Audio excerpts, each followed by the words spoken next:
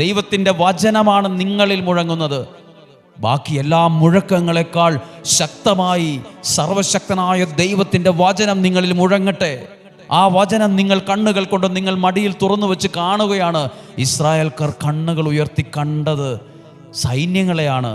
തങ്ങളെ വീണ്ടും പിടിച്ച് കീഴ്പ്പെടുത്താൻ വരുന്ന സൈന്യത്തെയാണെങ്കിൽ നിങ്ങൾ കാണുന്നത് സകലത്തിനെയും സകല പ്രതിസന്ധികളിൽ നിന്ന് രക്ഷിക്കാൻ കഴിവുള്ള ദൈവത്തിൻ്റെ വചനങ്ങളാണ് നിങ്ങളുടെ കൺമുമ്പിൽ കണ്ടുകൊണ്ടിരിക്കുന്നത്, അല്ലെങ്കിൽ കേട്ടുകൊണ്ടിരിക്കുന്നത്.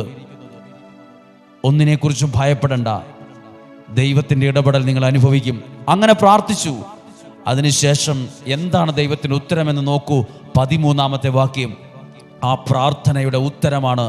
മോശ ജനത്തോട് പറഞ്ഞു, നിങ്ങൾ ഭയപ്പെടണ്ട, ഭയപ്പെടാതെ അവിടെ ഉറച്ചു നിൽക്കുവിൻ. അടുത്ത കാര്യം ഈ നിയോഗ പ്രാർത്ഥന, ഈ ഉപവാസ